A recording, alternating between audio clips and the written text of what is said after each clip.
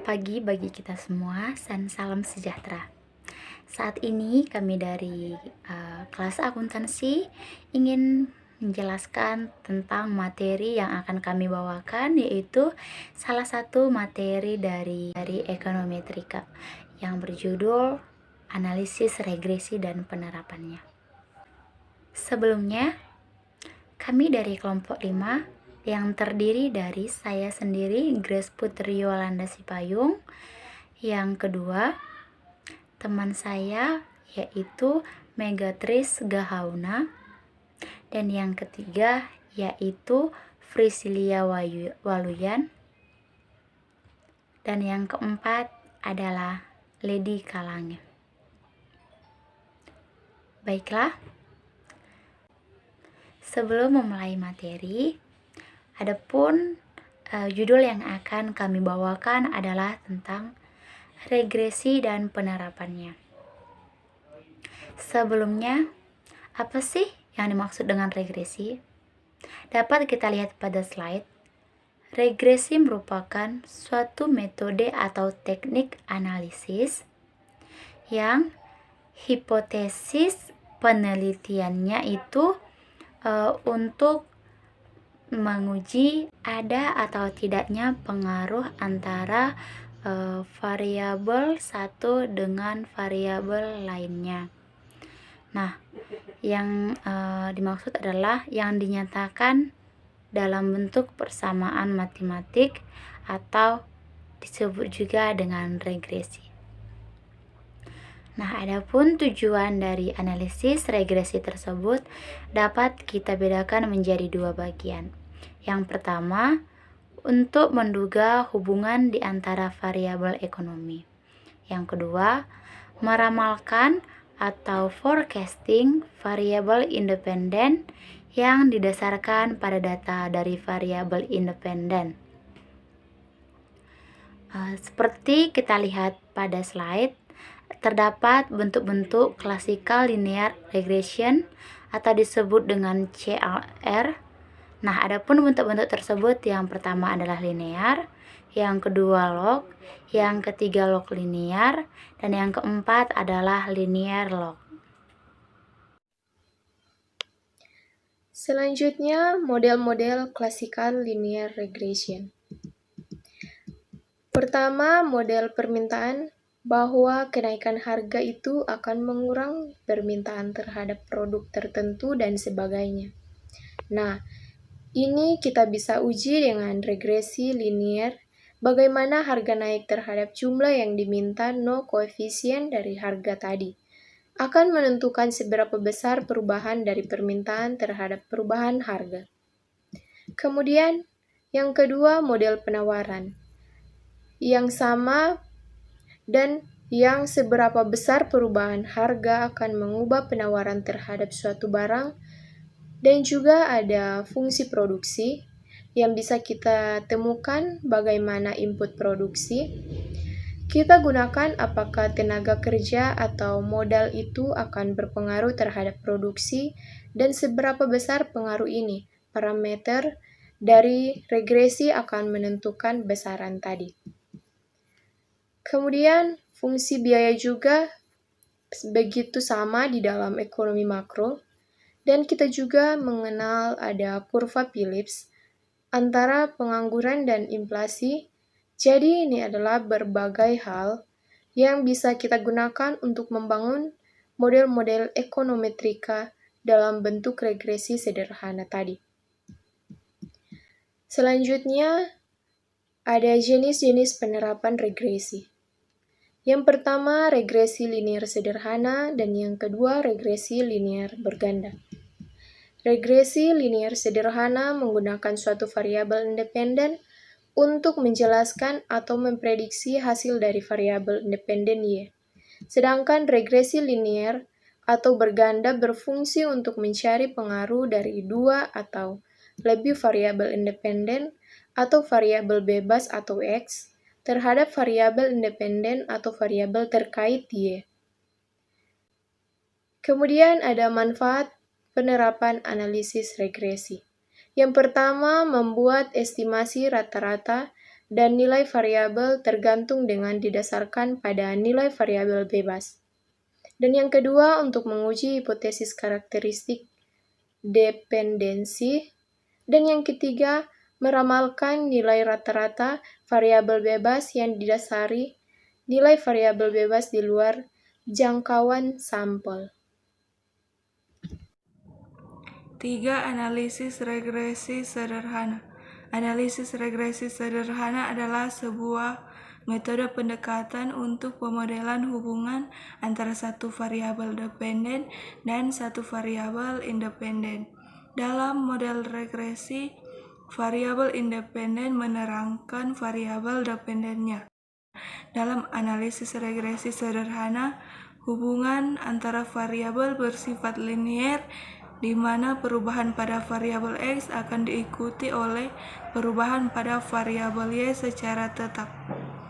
Sementara pada hubungan nonlinier, perubahan variabel X tidak diikuti dengan perubahan variabel Y secara proporsional seperti pada model kuadratik. Perubahan X diikuti oleh kuadrat dari variabel X. Hubungan demikian tidak bersifat linier. Analisis regresi sederhana dapat digunakan untuk mengetahui arah dari hubungan antara variabel bebas dengan variabel terikat, apakah memiliki hubungan positif atau negatif, serta untuk memprediksi nilai dari variabel terikat apabila nilai variabel bebas mengalami kenaikan ataupun penurunan. Pada regresi sederhana, biasanya data yang digunakan memiliki skala interval atau rasio. Dan rumus regresi linier sederhana sebagai berikut: Y sama dengan A tambah BX.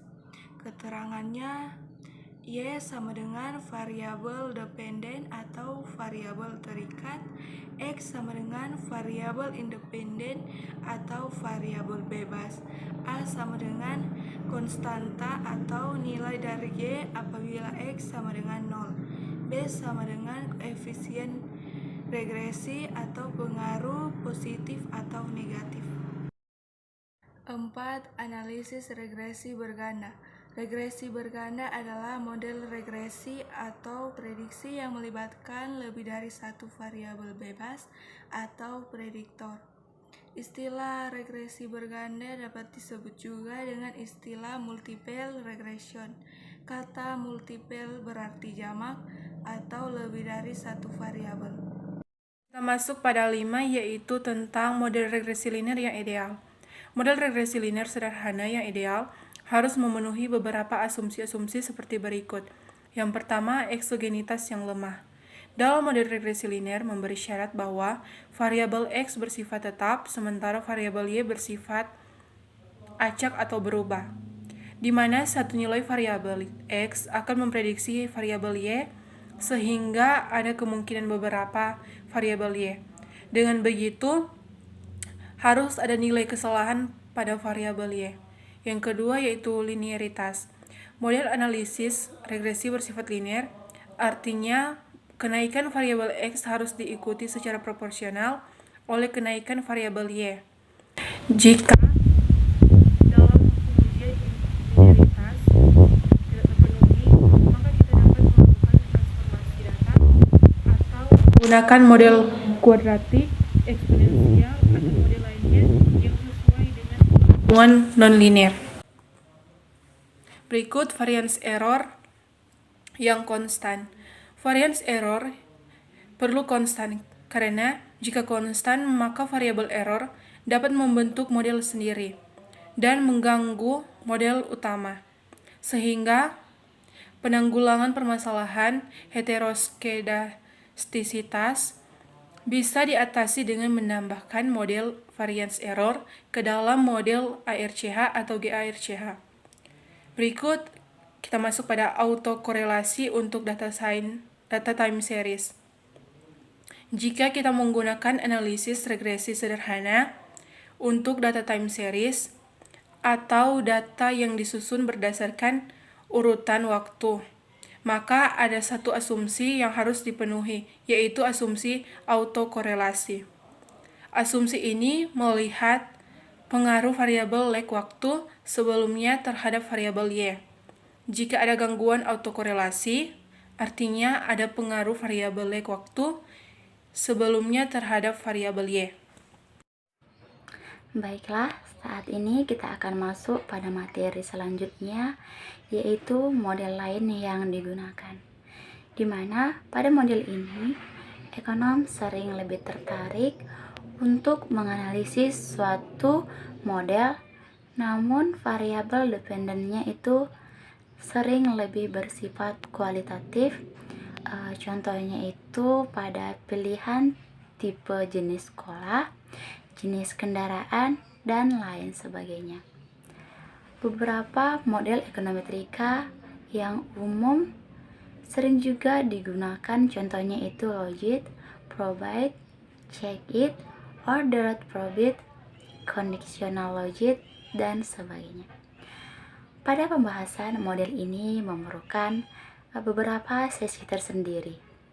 Misalnya itu aplikasi dalam model ini banyak digunakan dalam konteks ekonomi, konteks kelembagaan atau kontrak, atau ekonomi lingkungan, atau dapat juga disebut contingent valued method, di mana hal tersebut bertujuan untuk menentukan rata-rata kesediaan dalam membayar.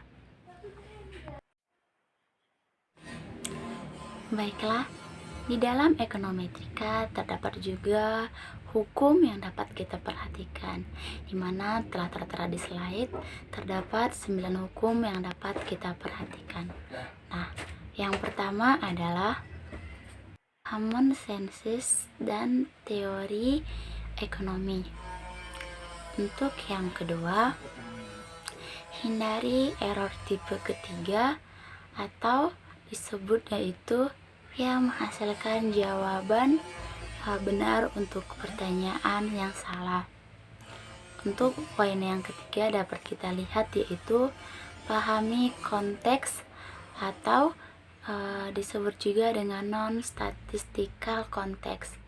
Misalnya itu seperti sosial kelembagaan, sejarah, dan sebagainya. Untuk poin yang keempat yaitu pelajari datanya terlebih dahulu. Dan yang kelima, keep in simple. Yang keenam, uji hasil pendugaan. Apakah hasil pendugaan tersebut telah konsisten dengan teori? Dan untuk poin yang ketujuh, bersiaplah untuk kompromi dengan sesama atau kelompok. Dan yang kedelapan adalah jangan campur adukan beda nyata secara statistik dengan besaran yang memiliki arti.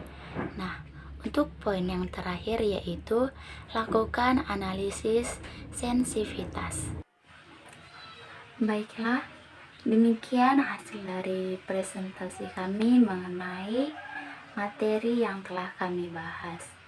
Jika ada kesalahan kata, penafsiran, atau pemaknaan pada materi tersebut, sebelumnya kami mengucapkan kata maaf, dan demikian yang dapat kami sampaikan.